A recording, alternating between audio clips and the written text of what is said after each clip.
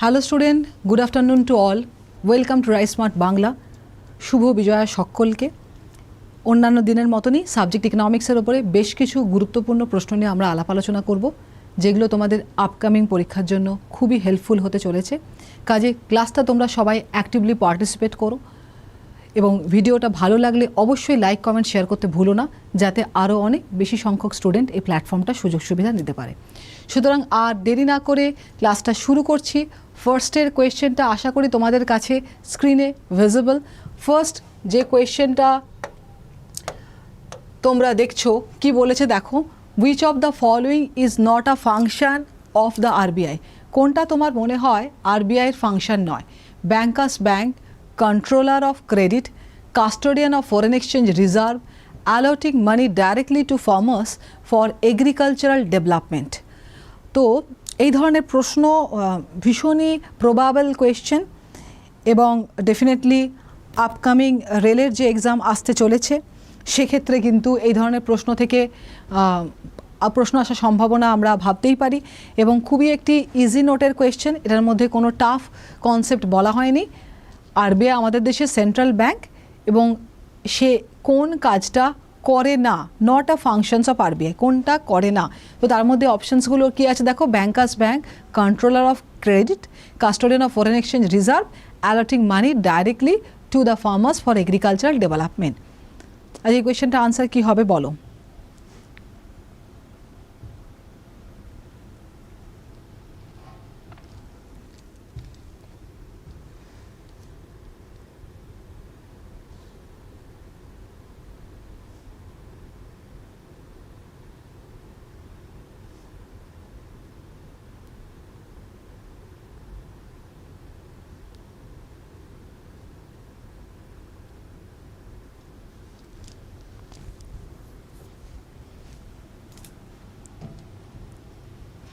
আচ্ছা দেখো, আনসারটা উইদাউট এনি ফেল হবে অ্যালটিং মানি ডাইরেক্টলি টু ফার্মার্স। তো RBI bankers bank, bank to the government.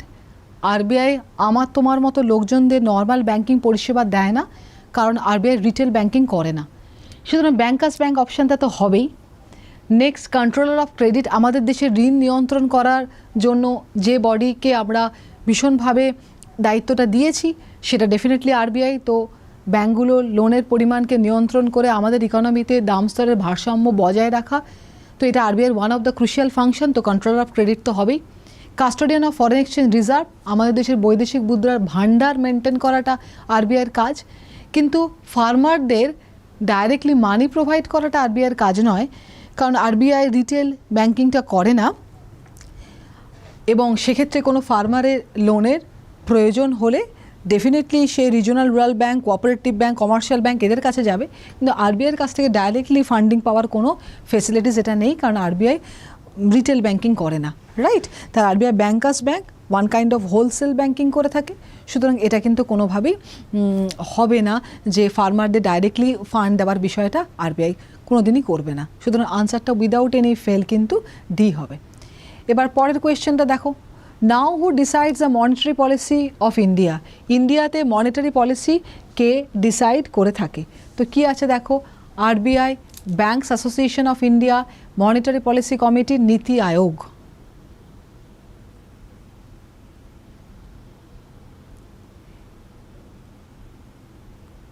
ইন্ডিয়াতে মনিটারি পলিসিটা কে ডিসাইড করে থাকে?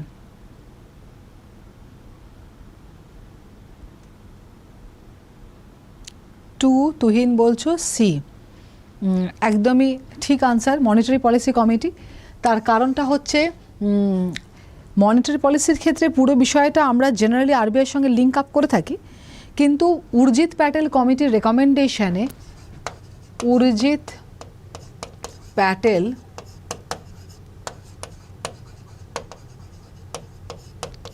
প্যাটেল কমিটির রেকমেন্ডেশনে, যে উর্জিত প্যাটেল কমিটি আমরা 2013 সালে তৈরি করেছিলাম, যার রেকমেন্ডেশনসটা আসে 2014 সাল, সেই উর্জিত প্যাটেল কমিটির রেকমেন্ডেশনে একটি ইনবিল্ড কমিটি তৈরি করার কথা বলা হয়ে থাকে, যেটা নাম দেওয়া হয় মনিটারি পলিসি কমিটি, যেটা 2016 সালে তৈরি করা হয়। এটা টোটাল মেম্বার 6 জন রয়েছে। 3জন মেম্বার আরবিআই তরফ থেকে এবং 3জন মেম্বার গভর্নমেন্ট অফ ইন্ডিয়া যাদেরকে নমিনেশন দেবেন তারা, এবং আরবিআইয়ের governor by default monetary policy কমিটির চেয়ারম্যান। তো এখানে একটা collaborative impact regarding the RBI and the government of India আমরা দেখছি, যাতে ইনফ্লেশনকে কন্ট্রোল করার ক্ষেত্রে দুটো বডিরই অ্যাক্টিভ একটা পার্টিসিপেশনস থাকে, কোলাবোরেটিভ ওয়েতে যেন আমরা এটাকে কন্ট্রোল করতে পারি। এবং সেটার জন্যই এখন এই bank rate, repo rate, CRR, SLR এই ধরনের মনিটারি পলিসি ইনস্ট্রুমেন্টের কি হবে সেটার বিষয়ে কিন্তু যাবতীয় ডিসিশন এই মনিটারি পলিসি কমিটি নিয়ে থাকে। এবং ডেফিনেটলি এখানে 2 মান্থস অন্তর অন্তরে মনিটারি পলিসি কমিটির রিভিউ হয়ে থাকে, এবং একটা বছরে 6 বার সেক্ষেত্রে হওয়ার কথা, এবং মিনিমাম 4 বার হতেই হবে এই মিটিংটা, রাইট? সুতরাং সেই অনুযায়ী ঠিক করা হয় যে কি পরিমাণ রেটস, রেশিওস বা whatever be the policy stance সেটা কি নেওয়া হবে। সুতরাং আনসারটা একদমই ঠিক দিয়েছো, monetary policy committee. Next question দেখো, in which year banking regulation act passed? কোন ইয়ারে ব্যাঙ্কিং রেগুলেশন অ্যাক্ট পাস করা হয়েছিল?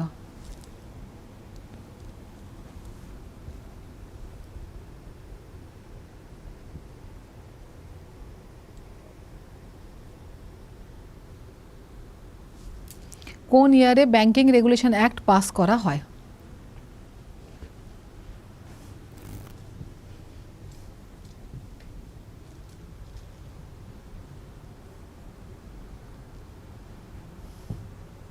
ব্যাঙ্কিং রেগুলেশন অ্যাক্ট 1949, একদমই ঠিক।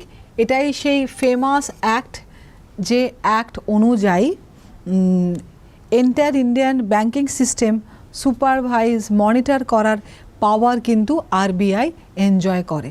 তার মানে ব্যাঙ্কগুলোকে সুপারভাইজ, মনিটর করার জন্য যে ফেমাস অ্যাক্টের সুযোগ সুবিধা আরবিআই নিয়ে থাকে সেটা হচ্ছে banking regulation act 1949, right?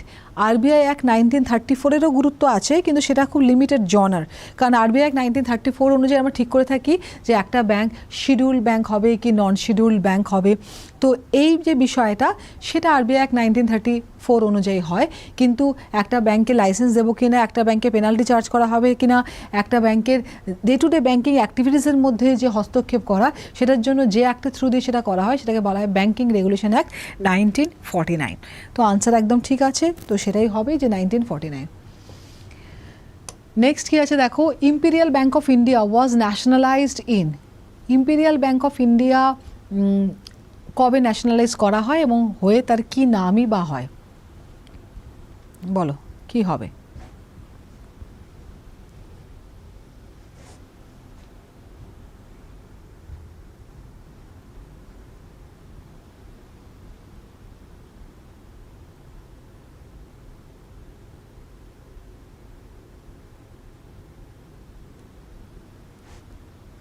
Definitely আনসারটা উইদাউট এনি ফেল 1955 হয়, এবং একদমই ঠিক। তো এই 1955-এ আচ্ছা তোমরা বলেছো এস্টাবলিশমেন্ট ইয়ার 1921, একদম। ইম্পেরিয়াল ব্যাঙ্ক অফ ইন্ডিয়া তৈরি করা হয়, এস্টাবলিশড হয়ে থাকে 1921 as per the imperial bank of India act 1920 অনুযায়ী ইম্পেরিয়াল ব্যাঙ্ক অফ ইন্ডিয়া তৈরি করা হয়ে থাকে 1921 সাল, রাইট? অ্যাজ পার দ্য 1921, তার মানে ইম্পেরিয়াল ব্যাঙ্ক অফ ইন্ডিয়া তৈরি করা হয়ে থাকে 1921 সাল as per the imperial bank of India act 1920 অনুযায়ী। তার মানে 1921 এটা তৈরি করি, এবং এর সঙ্গে অ্যাসোসিয়েটেড অ্যাক্ট কিন্তু ইম্পেরিয়াল ব্যাঙ্ক অফ ইন্ডিয়া 1920 বলবে। এবং এই ইম্পেরিয়াল ব্যাঙ্ক অফ ইন্ডিয়াকে পার্শিয়ালি ন্যাশনালাইজ করা হয় all India rural credit survey committee বা গড়ওয়াল কমিটিও বলা হয়। এই all India rural credit survey কমিটির রেকমেন্ডেশনে ইম্পেরিয়াল ব্যাঙ্ক অফ ইন্ডিয়াকে পার্শিয়ালি ন্যাশনালাইজ করে 1955-এ যে ব্যাঙ্ক তৈরি করা হয় তার নাম দেওয়া হয় এসবিআই। তাহলে এসবিআইয়ের প্রিভিয়াস নেম কী ছিল এ প্রশ্ন করলে আনসার করতে হয় ইম্পেরিয়াল ব্যাঙ্ক অফ ইন্ডিয়া, ঠিক আছে? তো bank of Calcutta, bank of Madras and bank of Bombay এই 3টে প্রেসিডেন্সিয়াল ব্যাঙ্ককে অ্যামালগামেট করে 1921 সালে ইম্পেরিয়াল ব্যাঙ্ক অফ ইন্ডিয়া তৈরি করা হয়, এবং যে অ্যাক্ট অনুযায়ী হয় সেটা imperial bank of India act 1920 অনুযায়ী হয়। সুতরাং উইদাউট এনি ফেল আনসারটা 1950 55ই করবে। তাহলে যেমন প্রশ্ন করা হবে তেমন উত্তর হবে। এটার এস্টাবলিশমেন্ট ইয়ার হলে 1921 সাল বলবে, অ্যাসোসিয়েটেড অ্যাক্ট বললে ইম্পিরিয়াল ব্যাঙ্ক অফ ইন্ডিয়া 1920 বলবে, এবং এর সঙ্গে রিলেটেড কমিটি যার রেকমেন্ডেশনে ইম্পিরিয়াল ব্যাঙ্ক অফ ইন্ডিয়াকে পার্শিয়াল ন্যাশনালাইজ করে এসবিআই করা হয় সেটা all India rural credit survey committee বা গাড়ওয়াল কমিটি বলবে, এবং তৈরি করা হচ্ছে 1955 সাল। তো এই বিষয়গুলো একটু দেখে রেখো। নেক্সট দেখো, in India budget is known as, বাজেটটা ইন্ডিয়াতে বাজেটটাকে কি বলা হয়? Annual fiscal statement, annual financial statement, annual monetary statement, none of this.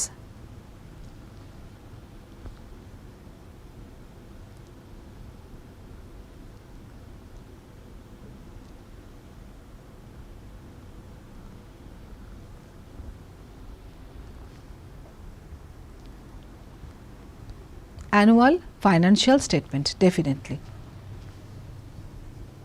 Actually budget কথাটা কোথাও আমাদের আর্টিকেলে মেনশন করা নেই। এটা একটা ফ্রেঞ্চ ওয়ার্ড বুগেট থেকে এসছে, যার মানে একটা লেদার ব্রিফকেস, সেখান থেকে বাজেট কথাটা আসে, এবং এটা কোথাও আর্টিকেলে মেনশন করা কোনো টার্মিনোলজি নয়। আর্টিকেলে যেটা মেনশন করা আছে সেটা হচ্ছে অ্যানুয়াল ফাইন্যান্সিয়াল স্টেটমেন্ট। তাহলে budget is known as a annual financial statement. Next কি আছে দেখো, in India budget is presented as per, কোন অ্যাক্ট অনুযায়ী, কোন আর্টিকেল অনুযায়ী বাজেটকে পেশ করা হয়? ঠিকই আনসার দিয়েছো, আর্টিকেল 112 অফ দ্য কনস্টিটিউশন, সেই অনুযায়ী এই অ্যানুয়াল ফাইন্যান্সিয়াল স্টেটমেন্ট বা যেটাকে আমরা বাজেট বলছি সেটাকে প্রেজেন্ট করা হয় both house of parliament, lower house and upper house. তো ডেফিনেটলি বোথ হাউস অফ পার্লামেন্টেই বাজেটটাকে কিন্তু পাস করতে হয়, তবে বাজেটটা কিন্তু এফেক্টিভ হতে শুরু করে ফাইন্যান্সিয়াল ইয়ার অনওয়ার্ডস। এবং এই মুহূর্তে ইন্ডিয়াতে বাজেট প্রেজেন্ট করা হয়ে থাকে first working day of February, first working day of February from 2000। কবে থেকে আমরা বাজেটটা ফার্স্ট ওয়ার্কিং ডে অফ ফেব্রুয়ারিতে থেকে ইনিশিয়েট করতে দেখছি? 2017-18, 2017-18 এই ফাইন্যান্সিয়াল ইয়ার থেকে বাজেটটা আমরা ফার্স্ট ওয়ার্কিং ডে অফ ফেব্রুয়ারি থেকে ডেফিনেটলি এফেক্টিভ হতে দেখছি, মানে ফার্স্ট ওয়ার্কিং ডে অফ ফেব্রুয়ারিতে ডেফিনেটলি বাজেটটাকে পেশ হতে দেখছি। এর আগে বিফোর 2017-18 বাজেটটা কিন্তু last working day of February, last working day of ফেব্রুয়ারিতে পেশ করা হতো। তাহলে বাজেটটা লাস্ট ওয়ার্কিং ডে অফ ফেব্রুয়ারিতে পেশ করা হতো কোন সময়?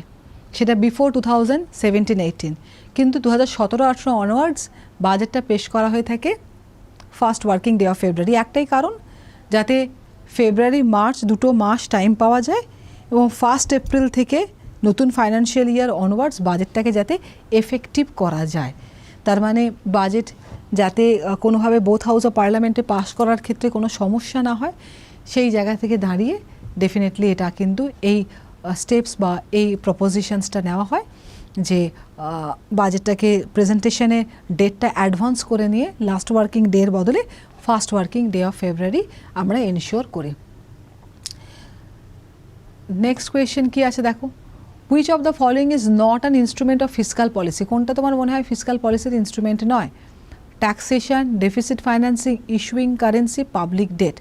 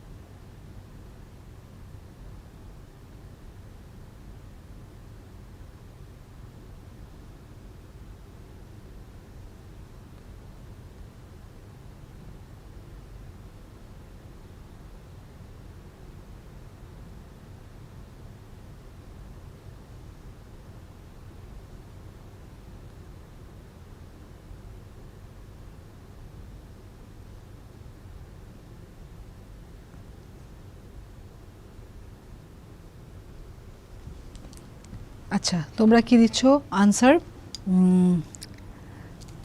7 এর answer C which of the following is not a instrument of fiscal policy তো taxation deficit financing public debt obviously এগুলো ফিসকাল পলিসির ইনস্ট্রুমেন্ট কিন্তু ইস্যুইং কারেন্সি এটা মূলত আরবিআইয়ের একটা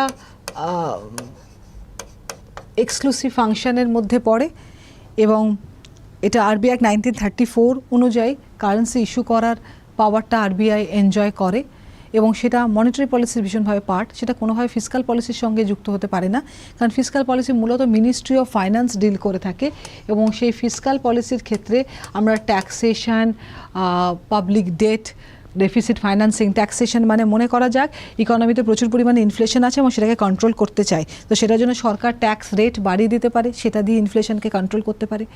আবার মনে করো ডেফিসিট ফাইন্যান্সিং, ডেফিসিট ফাইন্যান্সিং মানে যদি সরকারের বাজেটে কোনো ঘাটতি থাকে, মানে সরকারের আয় কম ব্যয় বেশি, তো এই ডেফিসিটটাকে ফাইন্যান্স করার জন্য সরকার যা যা ভেরিয়াস পলিসিস নেয়, মানে সেটা নিজের সরকারি সংস্থা বিক্রি বাটা করা হতে পারে, ইন্টারনাল লোন নেওয়া হতে পারে, এক্সটার্নাল লোন নেওয়া হতে পারে, তাহলে এই নিউ মানি প্রিন্ট করা হতে পারে, এগুলো সবই যে মেথডোলজিসের আন্ডারে পড়ে সেটাকে বলা হয় deficit financing, which is also associated with the fiscal policy stance. এবং পাবলিক ডেট মানে তো সরকারি ঋণের কথা বলা হচ্ছে, তো সেটা ডেফিনেটলি ফিসকাল পলিসির মধ্যেই পড়বে, কারণ ফিসকাল পলিসি মূলত ট্যাক্সেশন, গভর্নমেন্ট এক্সপেন্ডিচার, সাবসিডি এগুলোকে নিয়ে ডিল করে, যার মাধ্যমে ইকোনমিটাতে দাম স্তরের ভারসাম্য বজায় রাখা যায় এবং ইকোনমির এমপ্লয়াবিলিটি যেন প্রপার থাকে, ইকোনমি যেন ধীরে ধীরে ফুল এমপ্লয়মেন্টের দিকে রান করে, এই বিষয়গুলোকে এনশিওর করা হয়। কিন্তু সেটার সঙ্গে কোনো সম্পর্ক নেই ইস্যুইং কারেন্সিস, সুতরাং আনসারটা যেহেতু নট বলেছে সেজন্য আনসারটা সি হবে। পরেরটা দেখো, the finance minister who has presented the maximum number of budget 10 বাজেটস, কী হবে বলো?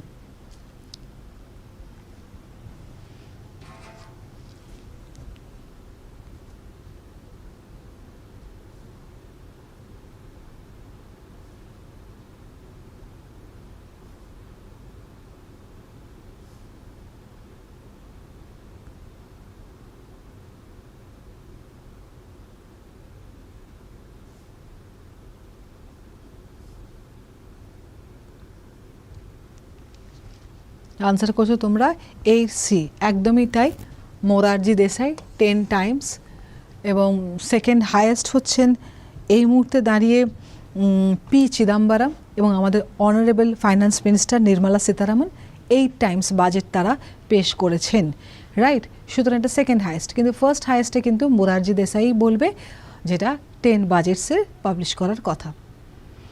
নেক্সট কি আছে দেখো, which sector is a backbone of Indian economy, ভারতীয় অর্থনীতির ব্যাকবোন বলতে কোন সেক্টরকে বোঝায়?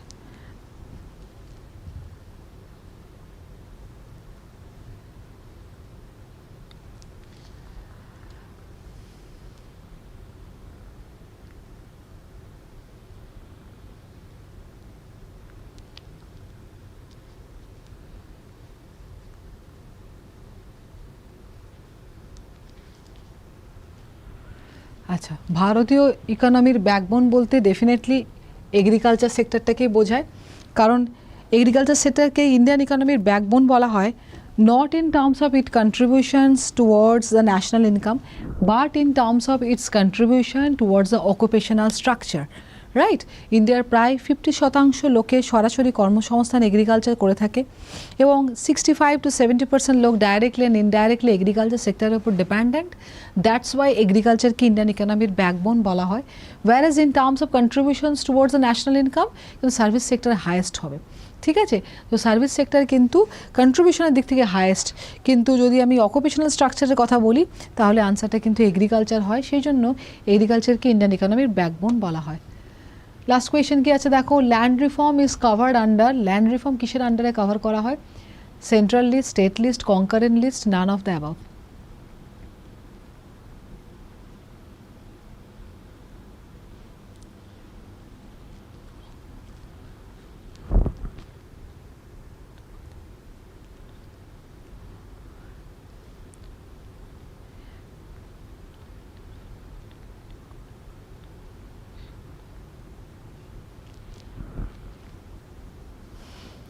স্টেট লিস্ট, একদমই land reform is under the state list. তো সমস্ত প্রশ্নের আনসারই খুব ভালো হয়েছে।